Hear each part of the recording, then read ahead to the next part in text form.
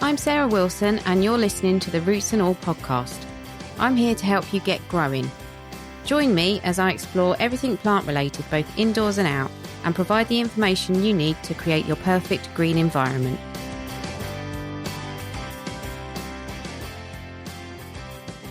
Hello and welcome to this week's episode of the podcast. This week I'm speaking to Joff Curtoys, conservationist, ecologist and founder of Sloemotion Distillery. Saturday just gone saw the launch of National Hedgerow Day, an annual event launched by Joff to inspire people to undertake their own foraging missions to spot what's growing and living in their local hedgerows. Hedgerows are historically important, biodiverse and fascinating, as Joff explains. Here's Joff introducing himself and his business. Well, I am the founder of Sloemotion Distillery. Started way back in 2002. And the business start, I'm an ecologist by training. Used to work for the RSPB for many years and studied ecology at university. But I started trying to help a farmer improve his land, his farm, for wildlife. And so we started doing lots of conservation measures all over the farm. One of the things that we did was stopped cutting the hedgerows annually, which we've done in the past, to try and allow the hedges to grow out and produce more fruit. Fruit will only grow on second year growth of shrubs. So by cutting the hedges every year, you get very little fruit production. So we put the hedges into a 3-year cutting rotation. And as a result, I had lots of fruit occurring all over the farm. And in particular, on this particular farm, lots of sloes started appearing. So whilst there were lots of hawthorn berries and blackberries and other fruit available for the wildlife, sloes are rarely eaten by anything else. So we thought, well, actually, we could start harvesting that as a crop. And that would fund and make some sloe gin and sell that. And that would fund the conservation work on the farm. So it was genuinely, the business came about as a complete sort of surprise reaction to some conservation work that we were doing. That's interesting.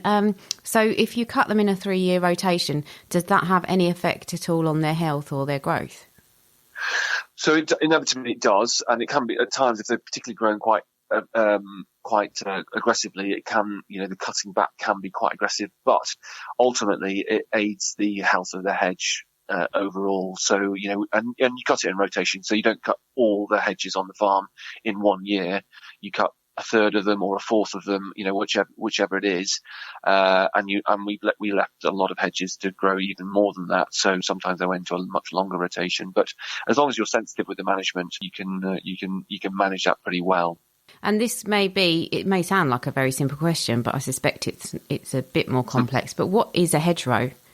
Well, it depends on how long do you want the answer to be. I mean, hedgerows, you really struck on an area of interest in mine, the social history of hedgerows, because hedgerows are utterly man-made. They are composed of natural things, plants, inevitably. But, hedgerows, you don't see hedgerows really anywhere else in the world.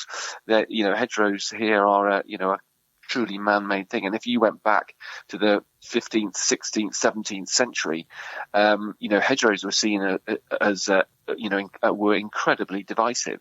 They were there for the Enclosures Act.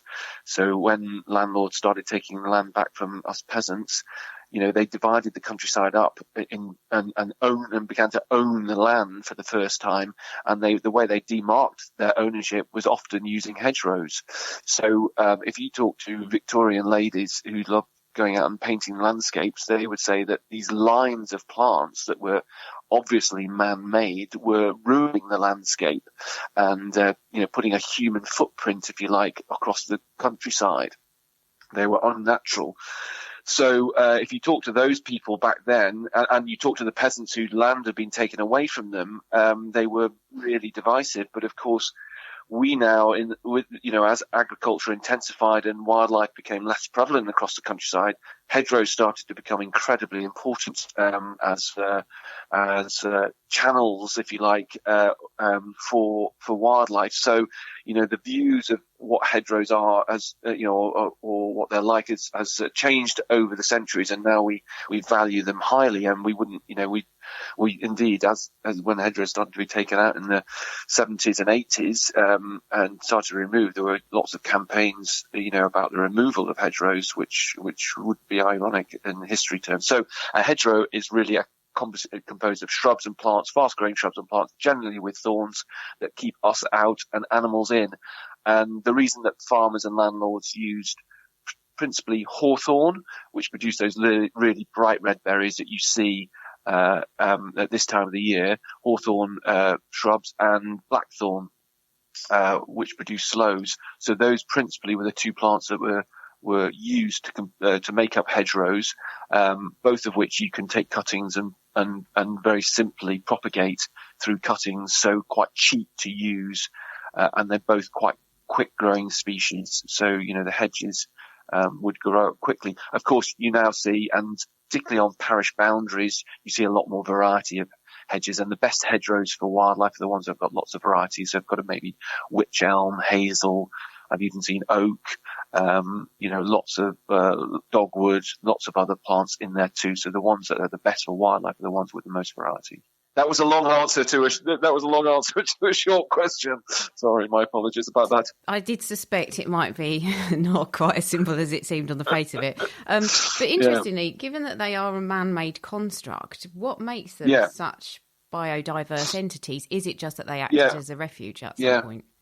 Yeah, well, I think, as I intimated, one of the things that has happened in the countryside, if you go to the state, I mean, the reason I'm interested in farming as well as conservation is because in the UK you have to understand farming if you're interested in wildlife, because there is pretty much no wilderness. Even at the top of the mount, the highest mountains in the UK, you will see sheep grazing. Basically, everywhere is affected by farmers that isn't under concrete, really.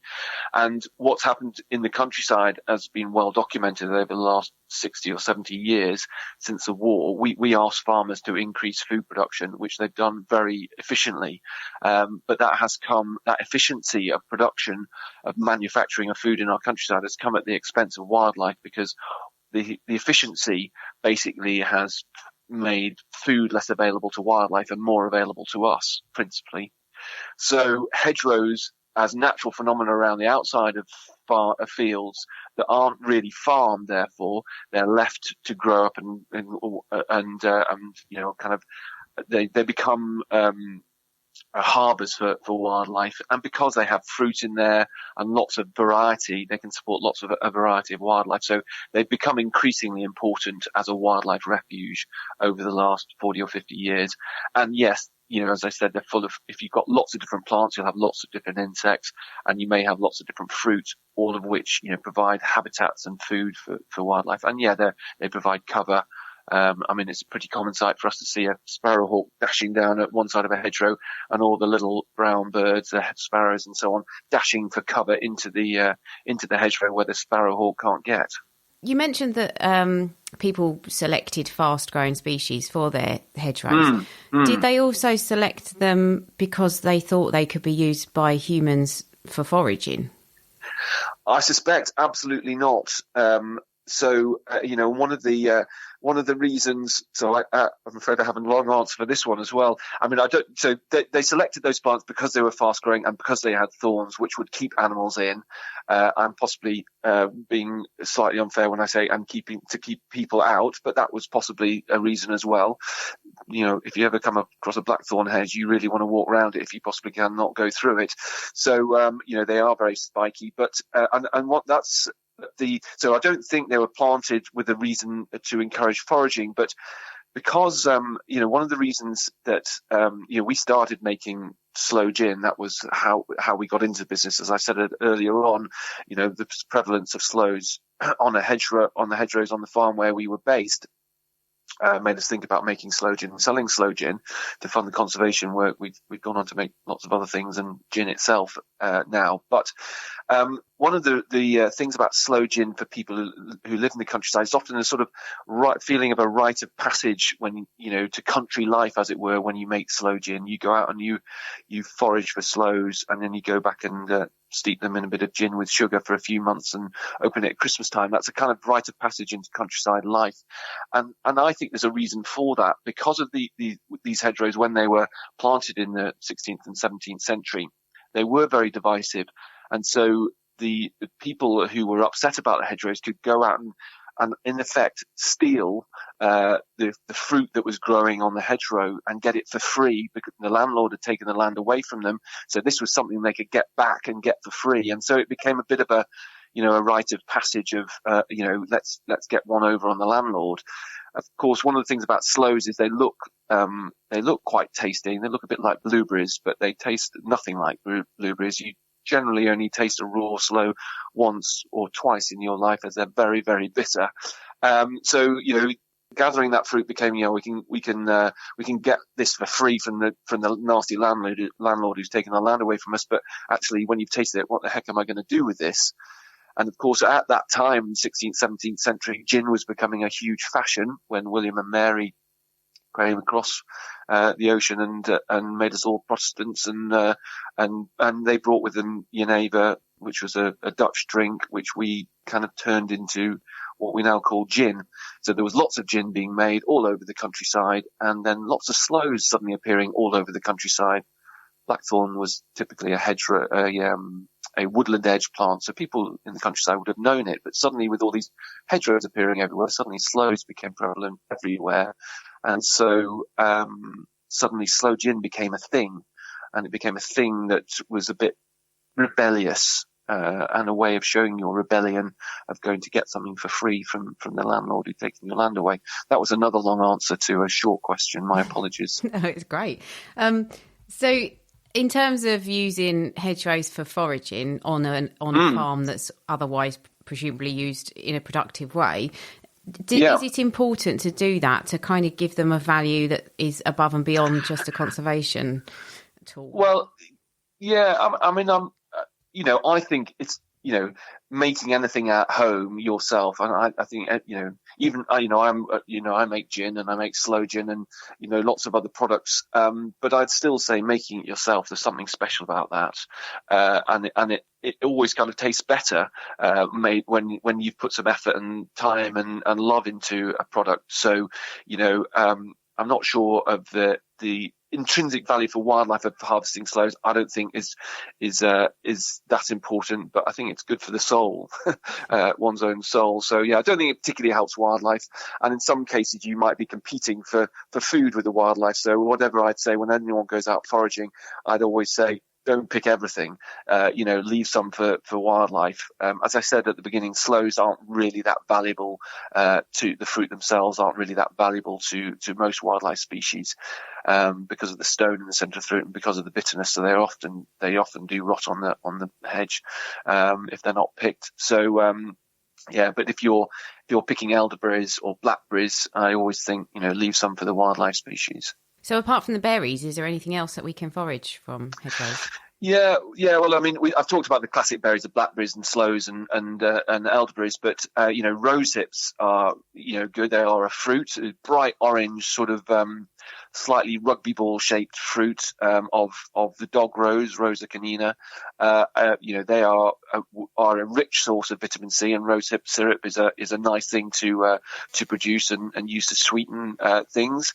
It's got a nice sort of hibiscus, slightly citrusy flavour.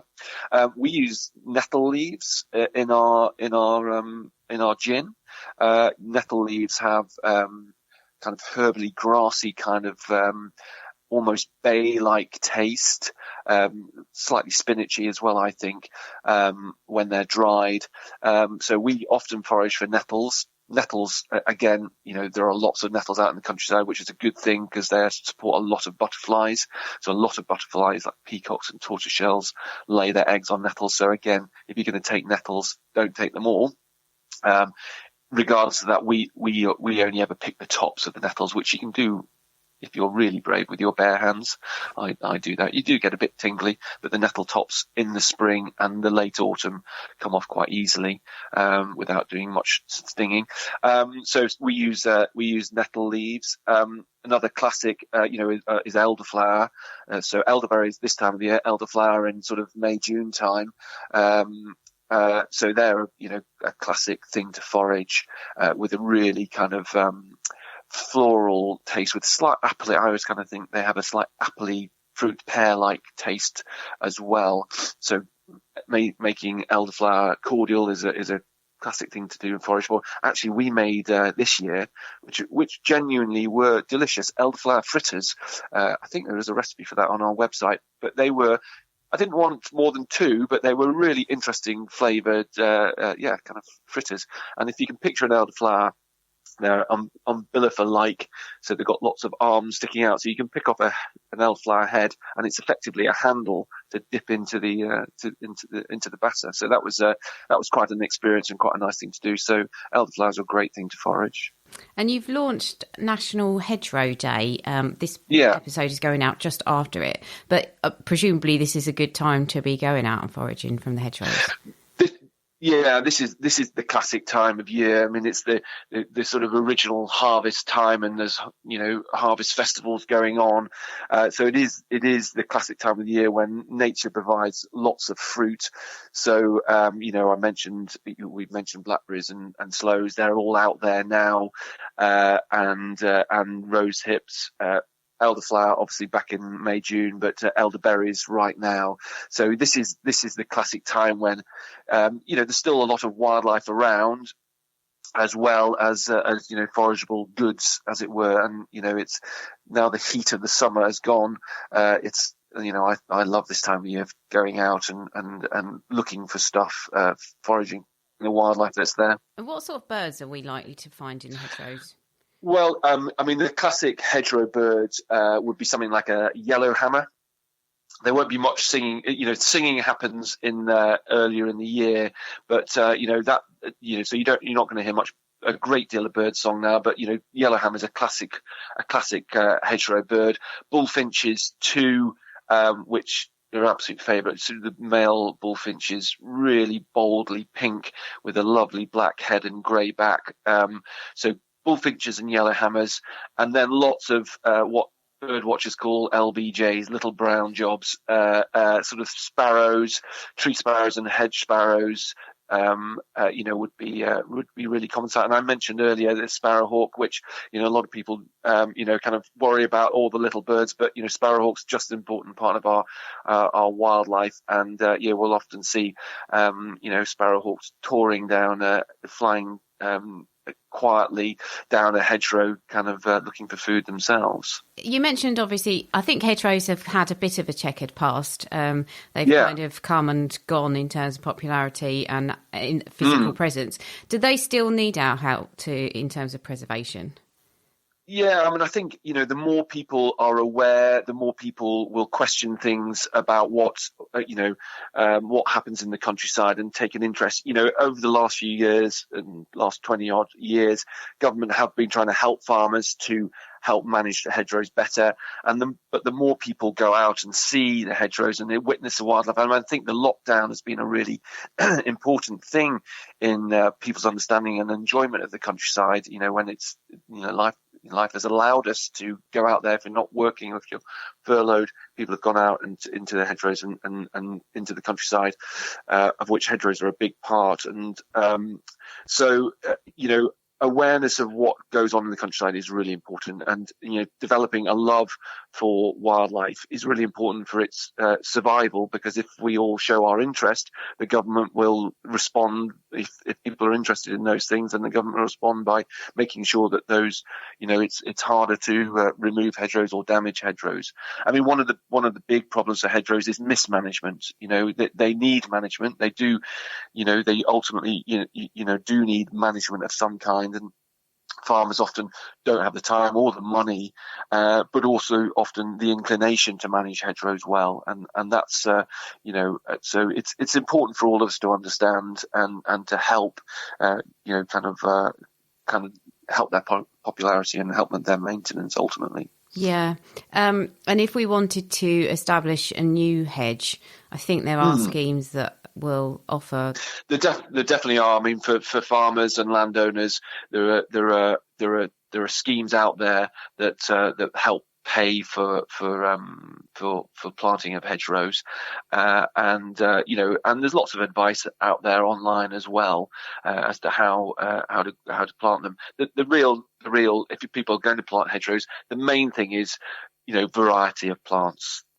Yes, your mainstays will be your blackthorn and your hawthorn, but putting a bit of holly or putting a bit of dogwood or wych elm or birch, these to add a variety. The more variety of plants there will be, the more variety of fruit, the more variety of insects that will be associated with those plants, the better, or the more food for the ecosystem. And if we did plant one, how long realistically, given that we had good conditions, how long roughly would it take before you could actually forage from it? Yeah, well, that's a really good question. Well, if you're foraging for nettles, they come pretty quickly, as we all know. But if you're looking for fruit from the blackthorn, or you're looking for dog rose, I mean, rose hips will come reasonably quickly in probably 2 or 3 years. But with sloes, it's probably more like 3 or 4 plus. So it is a long-term investment. You're not going to get much return in the first few years, I'm afraid. So yeah, like a lot of things in wildlife, that you can do these things, but it takes it's a long-term project. That's not too bad, actually. I thought it would be longer. Yeah, I mean, it depends. If that's probably with good growing conditions. So you certainly, to get a good crop of sloes, to make a good amount of sloe gin, you probably are talking 10 years, but it's probably not much longer than that. No. So for your National Hedgerow Day, what are you encouraging people to do? So we've put together a checklist of your common hedgerow sites for people to tick off and learn. Really, it's principally, we're starting pretty small. We're a fairly small business, but with a passionate centre and interest in hedgerows, and we're just wanting to, I suppose, share the love and understanding of those habitats. So yes, we've got a downloadable form on our website, sloemotiondistillery.com, and it just shares a bit of information, a bit of background about lots of different plant species, lots of different wildlife species, I should say, butterflies, moths, and mammals, and so on. Of course, the humble hedgehog. So people can tick off and learn about what's out there and develop a love. And of course, wildlife is, an important part of our business, in the centre of our business in a way, and we get inspiration from those hedgerows. But we are all about, we make a product, and we are trying to sell more products. But if you sign up for the download the tick list, you get entered into a prize draw for winning a bottle of our Hedgerow gin. So we'd certainly encourage everyone to get involved and get out there and learn and understand what's going on out there, as well as trying a bit of sloe gin or gin as well. Or of course, we all have to drink responsibly. This, it's all about sharing information and enjoyment of hedgerows. One thing I will say, for people out there, this is one of my taglines that I talk about often when I'm talking to people about hedgerows, and particularly sloe gin. Sloes, blackthorn, are almost entirely pollinated by moths, and often moths are a bit divisive, and they can be a bit of a pain if they come into your house, but they are hugely important in the environment, and the unsung heroes of the pollination world. All the bees and butterflies always get the plaudits, but moths are hugely important, and if you love sloe gin, you have to love moths, because without moths there would be no sloes. So that's my parting shot for sloes and sloe gin, that moths are to be encouraged at every opportunity if you want to drink more sloe gin. Brilliant. So I know it's weird at the moment, but do you have open days at all? Are you planning anything for next year? We're doing quite a few virtual tastings, and we do a bit of virtual walking down the hedgerows. There's quite a few videos and things of that nature on our website. At the moment, we aren't doing anything, inevitably, but we do hope to open the distillery back up, hopefully next year, to do, a tour of the distillery, come and look at our still, come and look at how we make gin, but also, maybe then come for a tour down the hedgerows that surround us here at Green Farm, and kind of learn a bit about the wildlife that lives there. So not at this moment in time, but do look on our website, because there are lots of films that talk about the hedges and how we use them. The link to the Sloemotion website is, of course, in the show notes. If this episode has put you in the mood for sloe gin and you don't want to wait until Christmas for your own batch, you can always buy some from the website or find your local stockist. And if you'd like to find out more about hedgerows, I'm reading a great book at the moment called The Natural History of the Hedgerow by John Wright. Thanks to Joff for taking part in the interview, and thanks very much to you two for listening. Here's Dr. Ian Bedford talking about fruit flies. When little black flies come into our homes and begin flying around a fruit bowl, there'll almost certainly be a common fruit fly that's been attracted to a piece of fruit that's in the initial stages of rotting.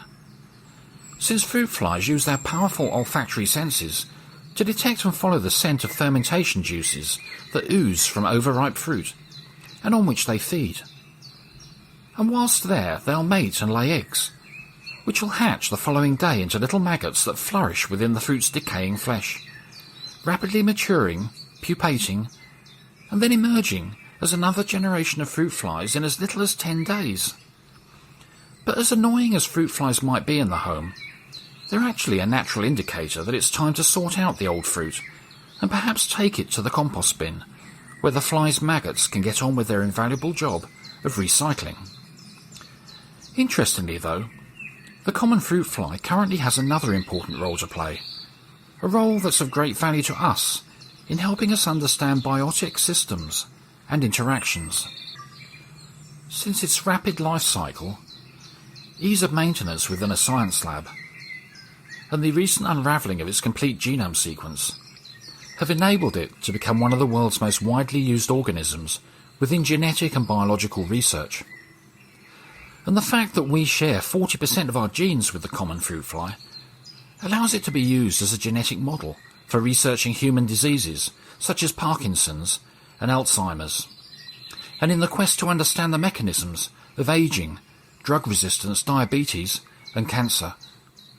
So the next time fruit flies are being a bit of a nuisance in the home, it's worth sparing a thought for how they're helping us understand and improve on our health and well-being, before swatting them with a tea towel.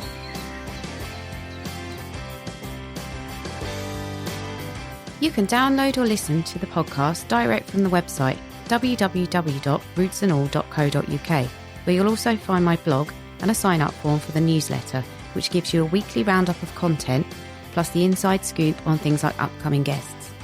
Or you can subscribe wherever you normally get your podcasts. Email me with comments and feedback at podcast@rootsandall.co.uk. Follow me on Twitter, Roots and All, Facebook, Roots and All UK, and Instagram, Roots and All Pod. But please also check out my Patreon, where you can make a one-off donation or take out a monthly subscription to help support my work, because if you like what I do, please help me to continue doing it. Even if you make a one-off donation of £1, trust me, it all helps, and I will be immensely grateful. So please go to Patreon and search for Roots and All.